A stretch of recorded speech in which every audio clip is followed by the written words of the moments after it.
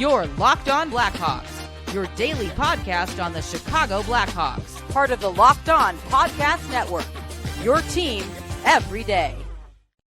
What's going on, Blackhawks fans? Welcome back to another episode of Locked On Blackhawks, part of the Locked On Podcast Network, your team every day. It's Throwback Thursday here on the Locked On Blackhawks podcast, and I'll be explaining more in just a moment exactly what that means. But first, just a reminder to go in, smash the like button, jump in the comment section down below as well. Mailbag Monday is right around the corner. And last but certainly not least, go and subscribe to Locked On Blackhawks on YouTube if you haven't done so already. 100% free, won't cost you anything, and really does help me out tremendously. All right, good afternoon, everyone, or good morning, depending on when you're listening to this.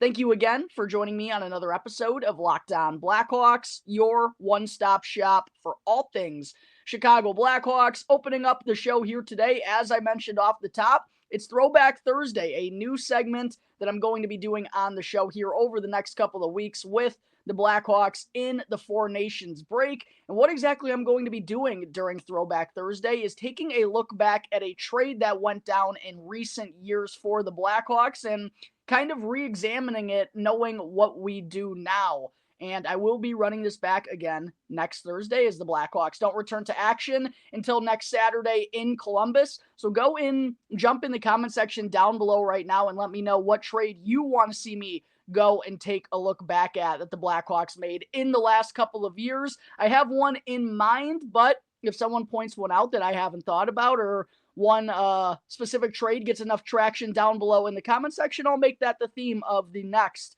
Throwback Thursday. But the Throwback Thursday that I'm going to be starting things off with on today's show, since we are now, if you can believe it, Blackhawks fans, nearly 3 years removed from the Brandon Hagel trade, I thought I'd take a look back at the move the Blackhawks made that sent Brandon Hagel to the Tampa Bay Lightning, where he has absolutely thrived. Of course, he's playing for Team Canada currently at the Four Nations face-off, and I will be talking about the Four Nations face-off through the opening two games during segment 2 of today's episode. If you want to skip out on Throwback Thursday and jump right to segment 2, again, a reminder, everything is time-coded down in the description, on every single episode. But the Brandon Hagel trade, kind of an infamous one for Blackhawks fans. I don't think anyone really wanted to see GMKD send Hagel to the Lightning back at the 2022 NHL trade deadline, but it has been a deal that I think has worked out well for both sides. And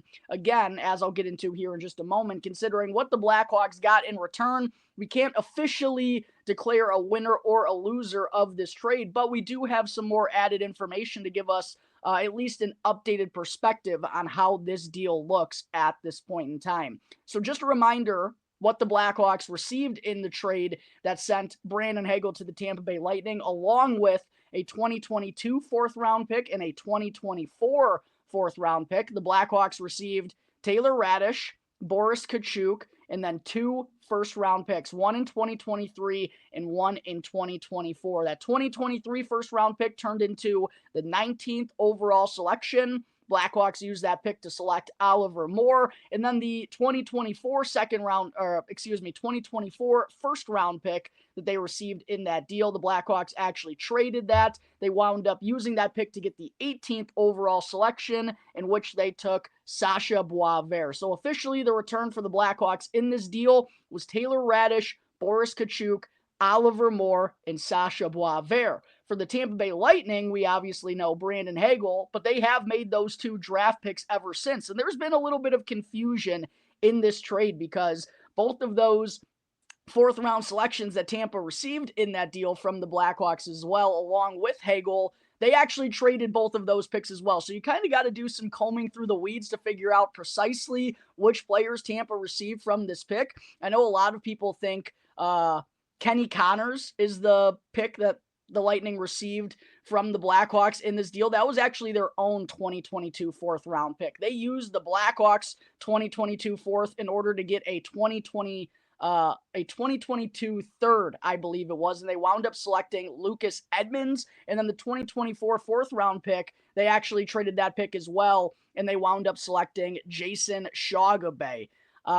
Obviously, those two players still developing at this point in time as well, so we can't quite put a finger on what they're going to turn into being. But we'll start with the Tampa Bay Lightning in this deal. For Jason Shogabay, who's been outstanding actually for the University of Minnesota Duluth in college hockey alongside Blackhawks prospect Dominic James. Shogabay is 19 years old, and listen to the freshman season he's having. 21 points, 9 goals, and 12 assists in 26 games as a 19-year-old for the Bulldogs, tied with Blackhawks prospect Dominic James for the team's leading scorer. So certainly looks like Tampa might have done some good work with that fourth-round selection. Of course, the Blackhawks don't have control over Tampa, who they're going to take with that pick and whether the prospect is going to turn out nicely or not. But at least in his first year of college hockey, Jason Shogabay looks like a pretty solid fourth-round selection for Tampa. Lucas Edmonds, the other player that Tampa selected with a pick they received from the Blackhawks, or they made a trade to get this pick, and that's the player who they wound up taking.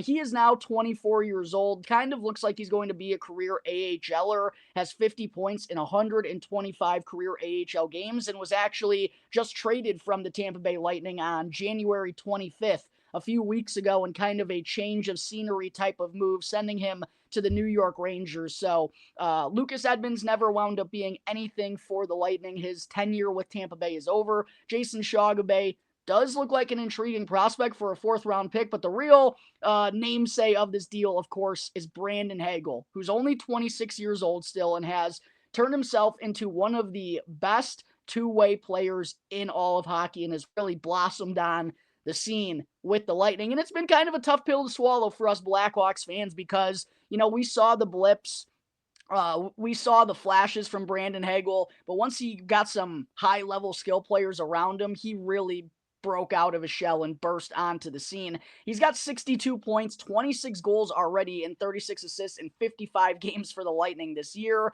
Had a career best 75 points last season, in which he had 26 goals and 49 assists, so the goal scoring is up this year for Hagel. And even in his first full season with the Lightning, he had 64 points and hit 30 goals, added 34 assists as well in 81 games, helped them get to the Stanley Cup final after he was traded from Chicago. And as I mentioned a moment ago, currently playing for Team Canada at the Four Nations Faceoff, is a jack of all trades type of guy, hard to play, rugged, can play a good two-way game, good goal scorer, an uptick in his playmaking and assist numbers since joining on with the Lightning. He's an unbelievable player, man, and I think maybe the best part about it from a Lightning's fan perspective is the contracts they've had Brandon Hagel on since acquiring him from the Blackhawks. The deal that the reason, obviously, it was Hagel's potential, but it was also the cheap deal that he was on. That's what landed the Blackhawks 2 first-round picks as well.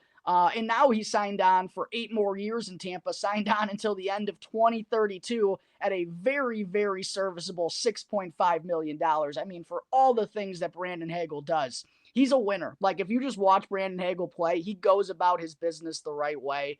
Responsible on both ends, $6.5 million per year through 2032. Like, that is a steal for the Tampa Bay Lightning, a guy who's going to be a shoo-in to be in their top 6 for a long, long time.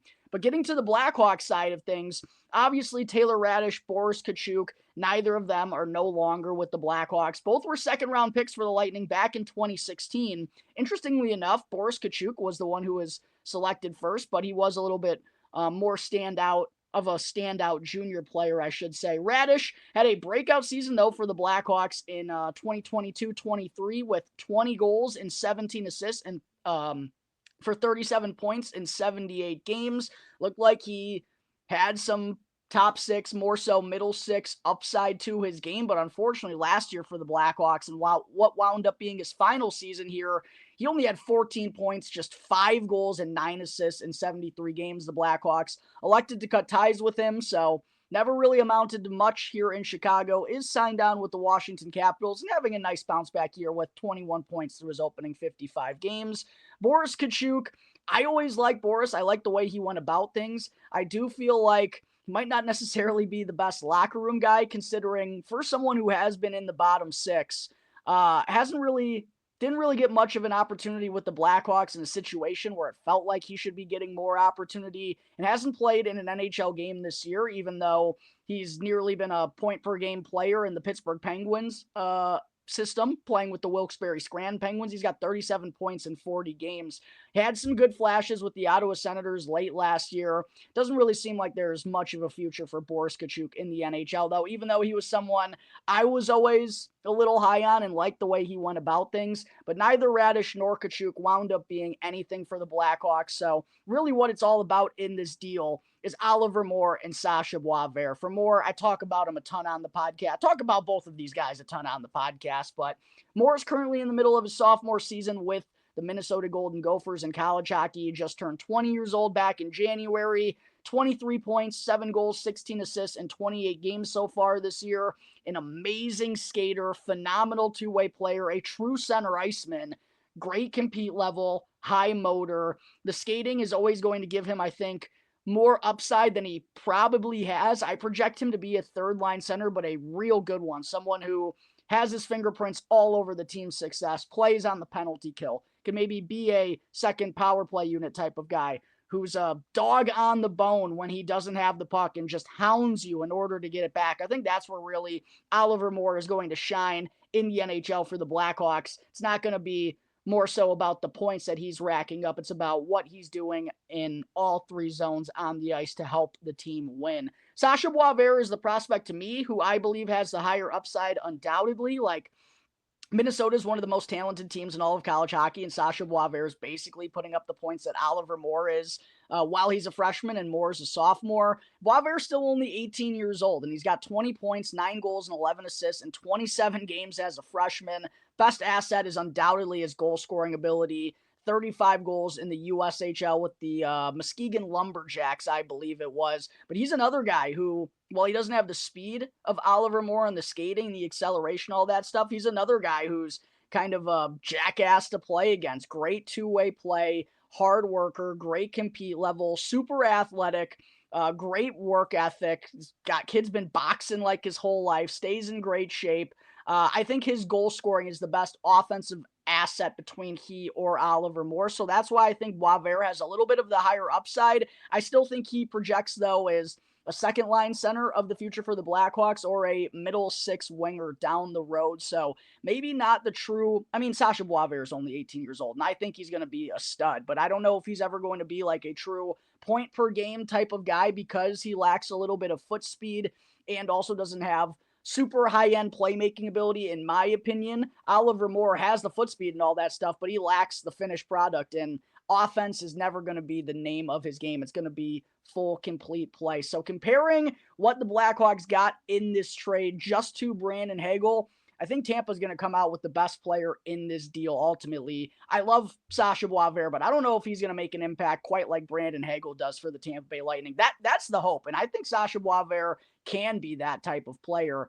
But it's still, of course, a gamble because he's a prospect where Hagel was kind of the more established player. One other thing I need to bring up about this deal, though, Blackhawks fans, while Taylor Raddysh and Boris Katchouk didn't amount to anything here in Chicago, they did allow the Blackhawks to be so bad that they won the 2023 NHL Draft Lottery and got Connor Bedard. Had Brandon Hagel had still been on the roster, he would have been helping this Blackhawks team win games, which was not something the Blackhawks wanted to do in the 2022-2023 season. So getting Taylor Raddysh and Boris Katchouk, as like terrible as this sounds, guys who were playing like above their true roles for the Chicago Blackhawks because they had a lackluster roster. While they didn't pan out here in Chicago, they did at least help them get Connor Bedard, and they needed that game changer to really take the next step of this rebuild. So that's definitely something you got to keep in mind with this trade. Brandon Hagel had the Blackhawks elected to keep him. Yes, he could be a cornerstone of this rebuild,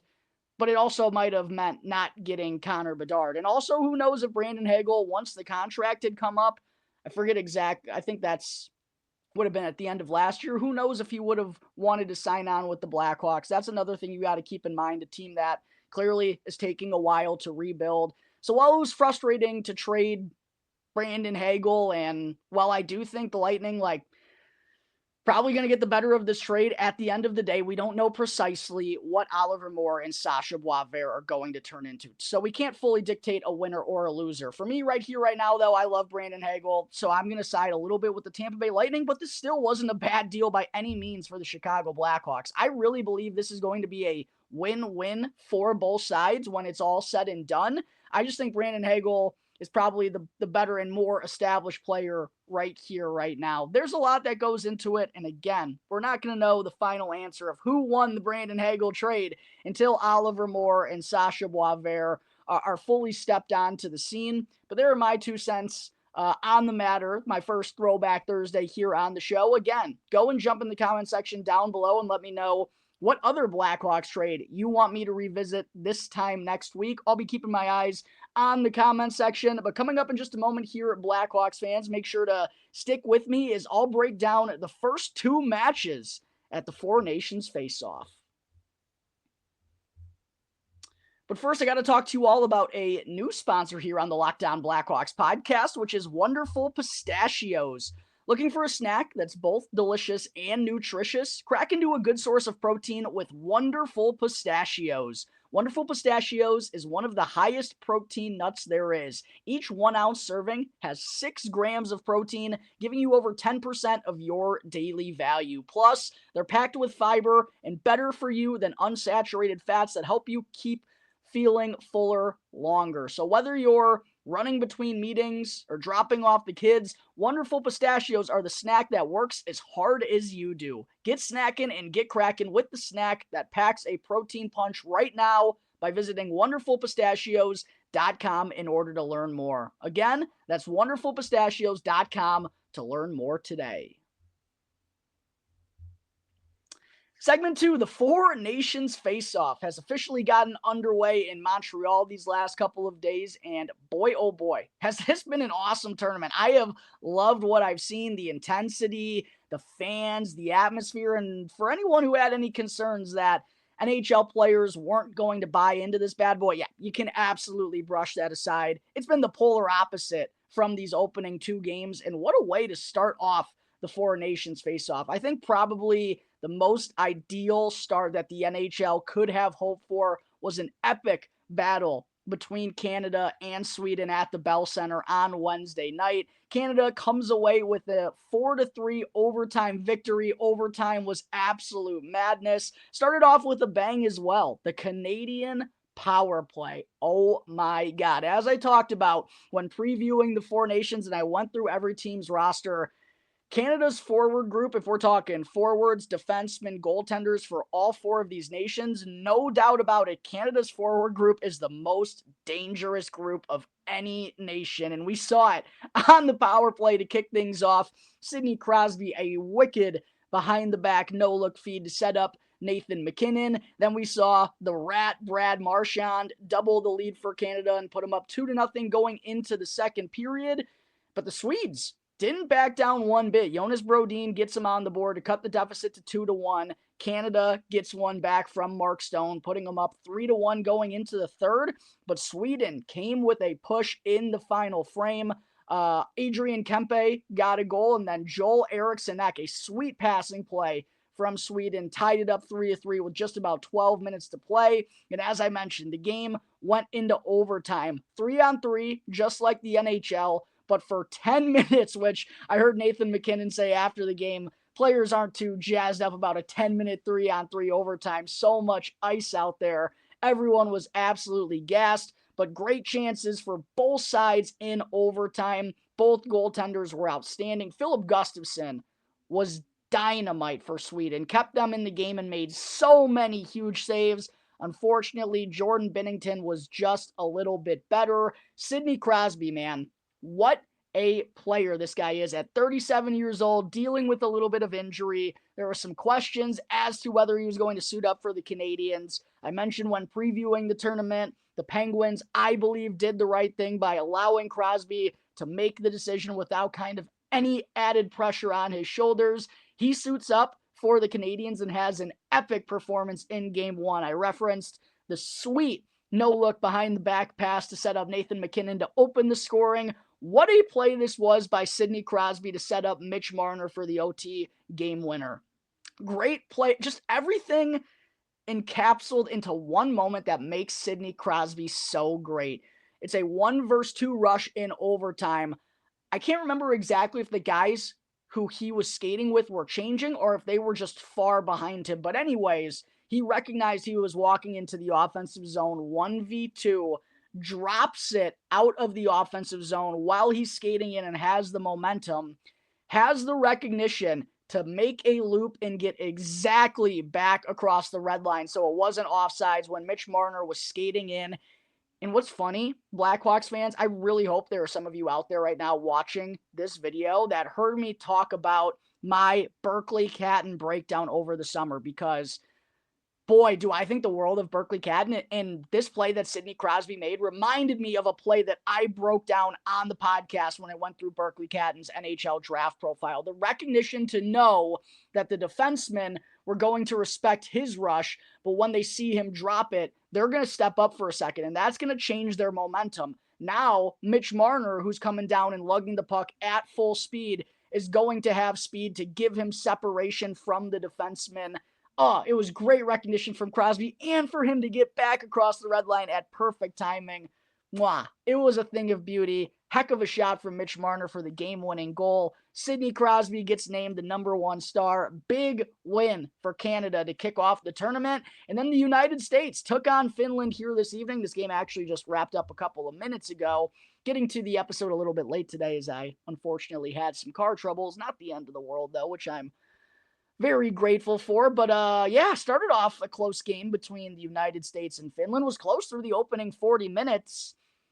And then the Katchouks went wild in the third period. Blackhawks legend Henri Jokiharju, by the way, had to make sure to give a shout out to Yoki. So many things have happened, Blackhawks fans, over the years. Like, thinking about Henri Jokiharju is like, that's so distant in my memory. The Brandon Hagel trade was 3 years ago. Henri Jokiharju feels like an eternity ago. Like, I barely remember him as the Blackhawk. But he is a Blackhawks legend. He kicked off the scoring for Finland. I thought Jokiharju actually had a pretty good game. Blackhawks legend Olli Maatta, by the way, with an assist on Jokiharju's goal. But that was all the scoring that Finland could muster up for the night. USA the rest of the way, and like I said, it was the Katchouk show. 2 goals for Matthew, 2 goals for Brady. Zach Werenski with 3 assists. 3-point night for Matthew Katchouk. The big brother winds up getting the #1 star of the game, but both of them were outstanding. They actually got to look together in the third period with Jack Eichel down the middle, and they just absolutely dominated Finland. The Finns were right there going into the third, but they gave up 2 goals in the opening minute and a half, and they had basically lost all of their momentum at that point. But this is just setting up a monster tilt between the United States and Canada on Saturday night. Oh, baby, get your popcorn ready. That is going to be awesome. Heard there was some booze at the Bell Center when the Star Spangled Banner was being played. Never like that. Even if I am like a biased American here, I just don't think that's very respectful and something to do. Speaking of respectful, though, shout out to the United States and Matthew Katchouk. In his stall, player of the game stall after the game, was the Johnny Gaudreau, number 13, red, white, and blue jersey hanging up there. Go and do it for Johnny on Saturday night. Big one for the Americans, big one for the Canadians, and it's a big matchup as the appetizer going in as well. Finland and Sweden. Sweden coming off the overtime loss, but hung in there really well with Canada. Finland, as I just mentioned, was close through the first 2 periods before things kind of got lopsided. Feels like both of those teams, it's a must-win game for both of them, so it's going to be a really good prelude into a heavyweight tilt between the United States and Canada on Saturday night. Drop your predictions down below in the comment section. I'll be having an episode come out tomorrow as well where I'll fully preview the matchup and share my prediction as well. But let me know if you're riding with the red, white, and blue, or if you think Canada's going to reign supreme as they have for a long time in the game of ice hockey. But there's everything I have from an awesome first 2 games to the 4-nation face-off. Let me know your thoughts in the comment section below on this tournament. I think it's been ecstatic, and I'll be talking more tomorrow, actually, about Gary Bettman announcing plans for more best-on-best international hockey in the future. Coming up in just a moment, though, Blackhawks fans, before I close things out, I'll get into a quick update on the Blackhawks OHL prospects.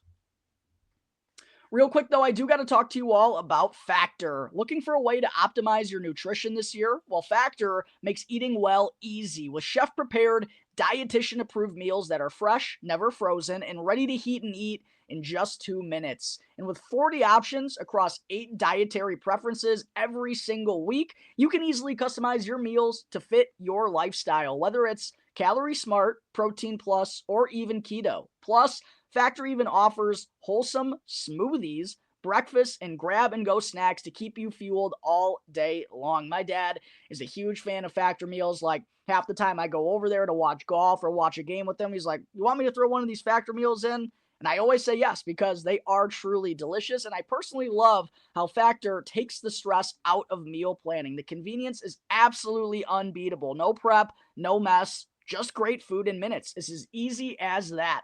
So go and eat smart with Factor now by getting started at factormeals.com/LockedOnNHL50 off and use code LockedOnNHL50 off to get 50% off your first box plus free shipping. And I know it's kind of a mouthful, Blackhawks fans. If you want to take advantage of this deal, you can easily just go and click down in the description. But a reminder, that's code LockedOnNHL50 off at factormeals.com/LockedOnNHL50 off to get 50% off plus free shipping on your first box with Factor. Thank you all for making Locked On Blackhawks your very first listen, here to start off your day. For your second listen, make sure to go and check out the Locked On Fantasy Hockey podcast so that you can become a fantasy hockey expert and get the edge over your league mates with daily tips from Steal and Flip. And you can easily find the link to Locked On Fantasy Hockey right now on YouTube or wherever you may be listening to your podcasts. Segment 3. Yesterday, I dove into the Hawks prospects currently playing for top 25 teams in college hockey as the latest rankings dropped earlier on in the week, as we are now starting to creep towards the month of March when college sports really comes to life. Well, on today's show, I also wanted to be sure to provide an update on the OHL playoff standings, since the Blackhawks, of course, have several prospects playing in that league as well. Funny enough, all of their prospects in the CHL are in the OHL. They don't have a single one in the WHL or the QMJHL this year, which I think is interesting or noteworthy, I guess I should say. Something we should keep in mind when scouting draft prospects. Kyle Davidson has really liked the OHL, the USHL, and overseas. Guys with size, guys with speed from the OHL and USHL mostly, and guys who are going to play college hockey. That's kind of what Kyle Davidson likes. He tends to stay away from the WHL and the Q. The only real, noteworthy prospect I can think of that he's drafted out of that league, other than Connor Bedard, because he was an absolute no-brainer from the WHL. I know I'm probably going to miss guys, but Kevin Korchinski from the Seattle Thunderbirds of the WHL. Regardless, we're getting close to the home stretch of the OHL season as well. 68-game season. Most teams have played somewhere between 47 to 51 games. And just a brief heads up as to the OHL playoff format. There are 10 teams in each conference, the East and the West in the OHL, and the top 8 will make the playoffs. Starting out east, the number 1 seed is the Barrie Colts with 69 points. Number 2 is the Oshawa Generals, also with 69 points. But in third place, right behind them out east with 67 points, still in the hunt for the conference title, it's the Brantford Bulldogs, led by CHL leading goal scorer Nick Lardis, who's got 52 tucks in 50 games, along with 34 assists for 86 points. And Blackhawks 2024 first-round pick Merrick Vanacker, of course, plays for the Brantford Bulldogs as well. 24 points, 14 goals, 10 assists in 29 games for Vanacker, but has picked up his production since he's kind of found his footing and got consistent reps coming off of that shoulder injury. In fourth is the Kingston Frontenacs, former home of Paul Ludwinski, where he was the captain of the Frontenacs for a couple of years. Niagara comes in at number 5. Mississauga, the Steelheads, where Ethan Del Mastro started off his junior journey and was the captain of the Steelheads when he actually came on the Locked On Blackhawks podcast. Then at number 7 is the Sudbury Wolves with 53 points. I should have been going through these points. I apologize. Tied with Brantford at number 3 is Kingston at number 4. Niagara is 6 points back of both Kingston and Brantford. Niagara has 61 points, 67 for Brantford and Kingston. Then at number 6, 7 points back of Niagara is Mississauga with 54 points. At number 7, 1 point back of Mississauga with 53 points is Alex Ferrand's Sudbury Wolves. And Ferrand has been a monster this year. 50 points, 16 goals, 34 assists in 48 games. 2 goals shy of tying his career best, has already shattered his previous high in points. Playing a top-line role mostly over the last couple of months. And he's been thriving. Really would like to see Alex Ferrand get his entry-level contract. Guy with size and, as we see, I think enough skill worthy of getting an ELC. At number 8 is the Ottawa 67s. Again, only the top 8 qualify for the playoffs. So a 11-point cushion for the Sudbury Wolves right now over that 8th and final spot, which is being held by the Ottawa 67s. The North Bay Battalion are at number 9 with 40 points. And then the Peterborough Petes, the former home of Nick Lardis before he got traded, is at number 10 with 35 points. Moving out west, it's pretty much a big 3 out in the west with the London Knights. No surprise there. Sam Dickinson doing work. They're at the top of the standings in the west with 81 points. The Windsor Spitfires, though, holding their own at number 2 with 75 points, currently winning their division, though. The team in third has more points than them, but since they're the division winner, unfortunately, Kitchener, I'll get to them in just a second, is in the same division as London, so they don't have the second spot. That belongs to AJ Spellacy's Windsor Spitfires with 75 points.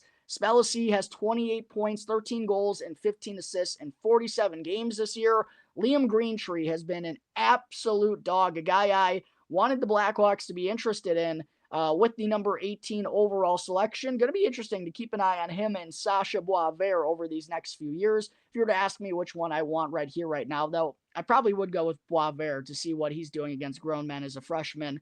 Nothing to bat an eye out with what Liam Greentree's doing, but it is in the OHL.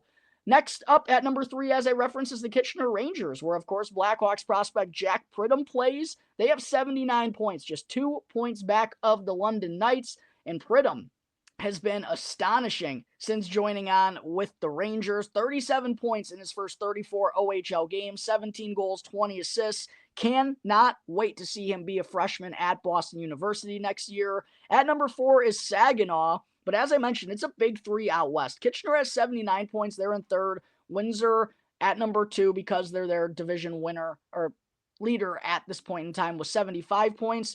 At number 4 is the Saginaw Spirit with 58 points. They're 21 points back of Kitchener and 17 points back of the Windsor Spitfires. So a clear-cut top 3 out west. Then Erie comes in at number 5. Blackhawks prospects Martin Misiak and Ty Henry play for the Otters. Misiak has 40 points, 16 goals, and 24 assists in 42 games this year. And I've been pretty happy with the uptick in playmaking that we've seen from Misiak compared to his first year in the OHL last year. Ty Henry, a 6th-round pick for the Blackhawks in the 2024 NHL draft.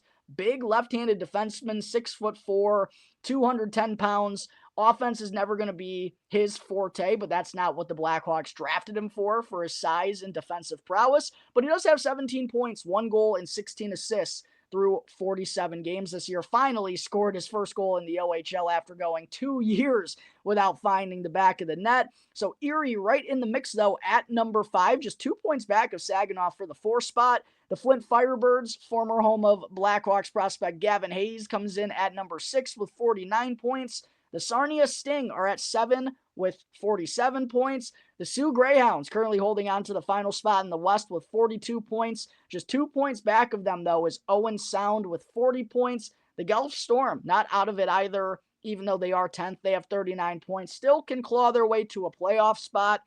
But it's going to be interesting watching Brantford compete for an Eastern Conference title in the OHL. Windsor, AJ Spellacy, Jack Pridham, along with Kitchener, are going to be trying to gun down London for the top spot in the West. I'll be keeping you updated on Blackhawks prospects in the OHL, college hockey, and overseas as we start to creep towards the playoffs. But there is the latest update on the OHL standings, and that's going to wrap up today's episode of Locked On Blackhawks. As always, Thank you all again for joining me on the show. Be sure to go and subscribe to Locked On Blackhawks on YouTube. It's the best way that you can show some support. And go and follow Locked On Blackhawks for free as well, wherever you may be listening to your podcast. That way you can tune in on your way to work, on your way home from work, during your lunch break, whenever it may be. You can catch Locked On Blackhawks on the go. But until the next episode, everyone, enjoy the rest of your day. I'll see you next time on the Locked On Blackhawks podcast, part of the Locked On Podcast Network, your team every day.